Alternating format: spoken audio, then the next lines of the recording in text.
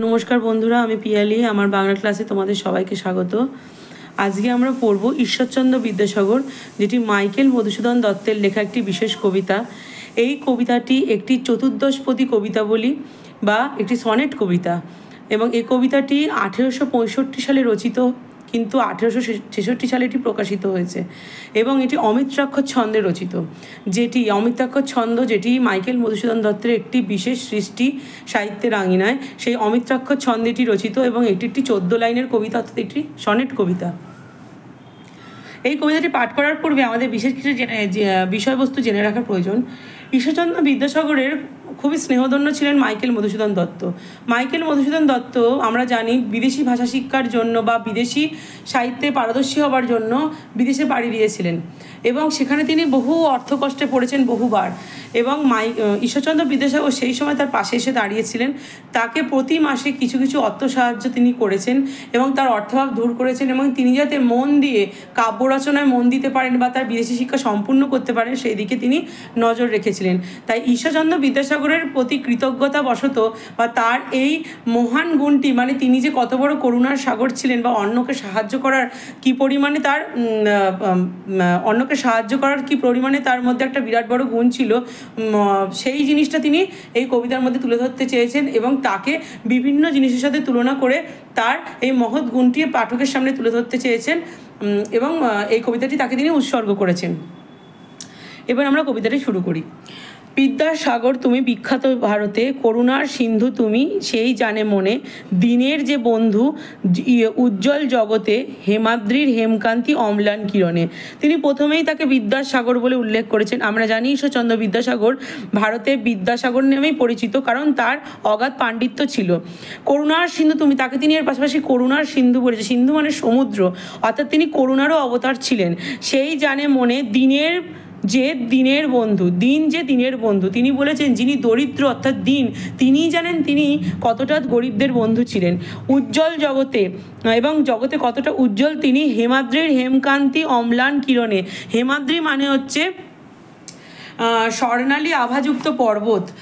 সেই হেমাদ্রি পর্বতের ন্যায় তিনি চারিদিকে তার আভা ছড়িয়ে দিচ্ছেন, অর্থাৎ তার সোনার পর্বতের ন্যায় তার ঔজ্জ্বল্য গোটা পৃথিবীতে উদ্ভাসিত, এটাই তিনি বলতে চেয়েছেন এখানে।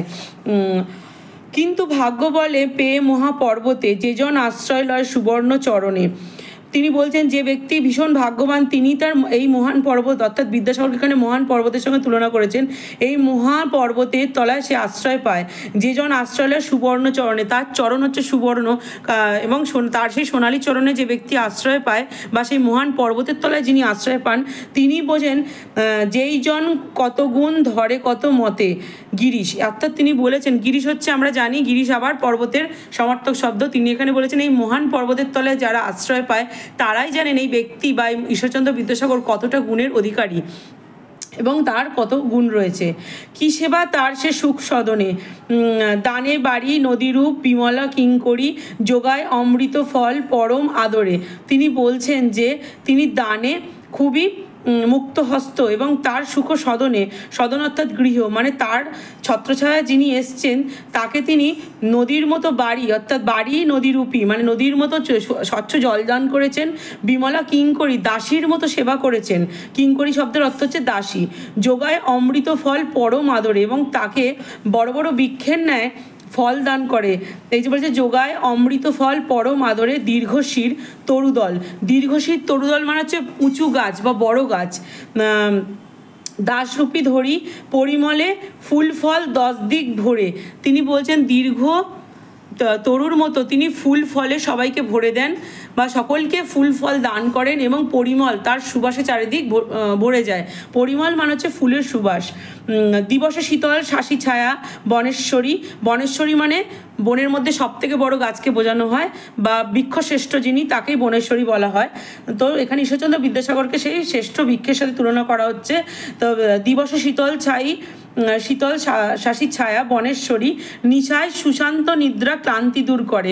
তিনি বলছেন যারা বা যিনি এই বড় বৃক্ষের তলায় অর্থাৎ ঈশ্বরচন্দ্র বিদ্যাসাগরের ছত্রছায়া আসতে পেরেছেন, তারা সকালে যেমন সুন্দর নিঃশ্বাস নিতে পান, দিবসে তাদেরকে যেমন আরাম দেয়, শান্তির নিঃশ্বাস বা শীতল নিঃশ্বাস প্রদান করেন, তেমনি রাতের বেলায় সুন্দর নিদ্রায় তারা যেতে পারেন ঈশ্বরচন্দ্র বিদ্যাসাগরের ছত্রছায়ায় আসলে।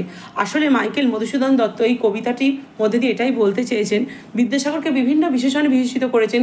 কোনো সময় তাকে গিরিশ বা পর্বতের সঙ্গে, কোনো সময় তাকে স্বর্ণালী পর্বতের সঙ্গে, কোনো সময় তাকে বৃক্ষশ্রেষ্ঠ বনরাজির সঙ্গে তুলনা করেছেন, কোনো সময় তাকে দাসীর মতো সেবাপরায়ণ বলেছেন। কারণ তিনি নানা রূপে নানাভাবে মাইকেল মধুসূদনকে তো সাহায্য করেই ছিলেন, তার পাশাপাশি বহু মানুষকে সাহায্য করে গেছেন। অর্থাৎ তিনি বিদ্যাসাগর হওয়ার পাশাপাশি করুণার অবতারও বটে।